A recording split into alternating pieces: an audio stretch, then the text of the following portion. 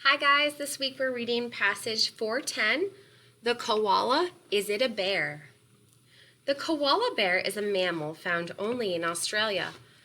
Koala is an Aboriginal name meaning no drink. The koala is not a bear. Koalas are marsupials. That means they give birth to live young, then carry them in a pouch until they are grown. The baby koala, like the baby kangaroo, is called a joey. The baby lives in the mother's pouch for about 7 months and then exits the pouch in the back. It continues to live on its mother's back for another 6 months until it is fully grown. The koala has a big, hairless nose and soft, thick, gray or brown fur. The fur on its belly is white. The koala looks cuddly, but it has sharp, curved claws and a strong grip. It lives in eucalyptus trees and eats the young, tender branches.